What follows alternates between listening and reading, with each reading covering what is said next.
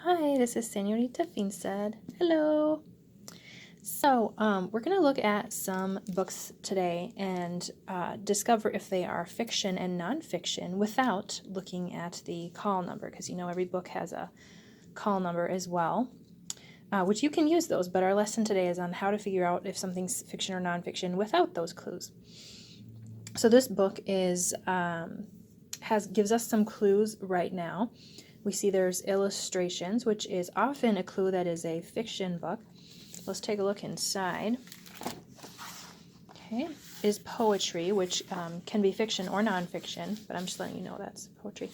So let's take a read some of this and see what we see. One day in the woods, some wondrous things happened. One day in the woods, the wolves blew their whistles, the robins wore hoods, a pig told a tale to a toad on a stool, the lynx got too hot, and the leopard stayed cool. All right, so let's look back here where it says wolves blew their whistles. Do wolves blow whistles? No. So that is a huge clue to us that this is a fiction book. In fact, that will tell us right there that it's a fiction book. We also have the illustrations that point to us that it's probably a fiction book. So that was it. That was our evidence that this is a fiction book, because wolves don't whistle. That's not a fact. That's not something that happens in real life, so it is a fictional book. Okay, so there's book number 1. Here's our second book, and we have some clues right here about it. This one's called Three Little Daisies, and you can see right here we've got animals dressed up in people's clothing, right? Now, does that happen in real life? No. So it's probably a fiction book, but we haven't read anything yet, so let's look inside and see what clues we have. Okay.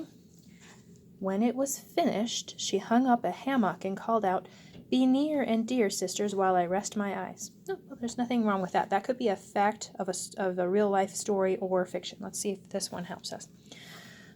Pimby spotted pieces of driftwood, silvers from the sun, laying in the sand of the dry riverbed. "These will make a fine house," she said, and she set about collecting as many pieces as she could. Again, I don't find many clues there, except I do see that here again. Oh, this is a clue for me. So here's our main character, which is an animal in people clothing. She's carrying the sticks. So she was the one who was saying she wants to make a fine wooden house. Well, if she is an animal carrying those sticks, and we know that that animals don't carry sticks like that in real life and they don't wear clothes, that is our evidence this is a fictional book, because fiction books often have animals as their main character, and that doesn't happen in real life. At least animals don't talk. So that is our evidence this book is fiction. Okay, so often the illustrations and then what you read can tell you if it is a fiction book. We're going to look at a new one. This one's called Friends. And I'm not going to show you more of the title because it gives it away. But we do have a clue here whether this is a fiction or nonfiction book. This is a photograph of a little baby tiger and a monkey. So that's a clue. Maybe it's nonfiction, because nonfiction often have photographs. Let's look inside. Okay, here we go. We've got another photograph. And here this says, "No matter who has a snout or beak, connecting friends is something friends seek." Okay, well, that's a fact, but that could be in a nonfiction book too, or in a fiction book as well. So let's read a little bit here. "This ostrich and giraffe both roam the sprawling 65-acre Serengeti exhibit at the Busch Gardens in Tampa Bay, Florida. One day, the spirited young giraffe swooped her long neck downward and, sorry, it doesn't all fit on one page, downward and planted her sticky tongue on the old ostrich, exploring. Rather than running away, the ostrich licked back, though it's not clear how much or how often they interact." Ooh, sorry about that. "B, the giraffe, and Wilma, the ostrich, both wind up a bit sticky whenever they're together." Okay, so what's just written here is telling a true story of the friendship between this giraffe and the ostrich.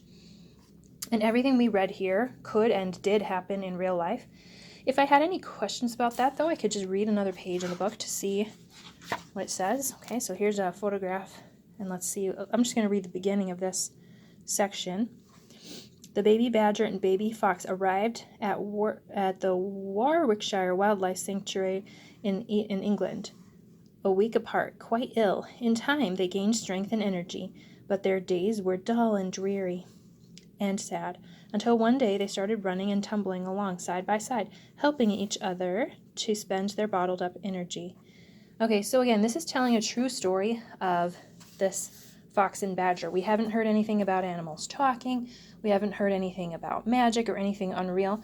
So this is a nonfiction book. And again, if you weren't sure about that, you could read the whole book and you'd find all of it is about facts. If you look up this Warwickshire Wildlife Sanctuary, you'd find that it's a real place in England. Okay, you could look that up in Google. So this is a nonfiction book, and it actually says right on the front, True Stories of Extraordinary Animal Friends. So title can help you also. Okay, next one. Jungle Jack Hanna, the wackiest, wildest, weirdest animals in the world. If you know anything about Jack Hanna, you probably know this is most likely a nonfiction book because he tells true facts about animals in his show. But if you don't know him, you would need to look into the book. And either way, we're still going to look at the book and make double sure it's a nonfiction book. Here we have a clue again that we have photographs, and often we see photographs in nonfiction books. Okay, so let's take a look inside and make sure we're right. All right, so we've got some photographs again. Good sign. Let's look at the caption. The puffer has 4 teeth that are fused together to look like a small beak. Okay, well, we can see from the photograph that that is true, and I actually know that too from pufferfish. I've watched other true documentaries before, and I know that that's true, so that's a fact. That's good news there. And then let's look at this. What makes them wacky? This waddling tooth, oh, this is on this animal, by the way, sorry, which we're going to find out. It's called a echidna.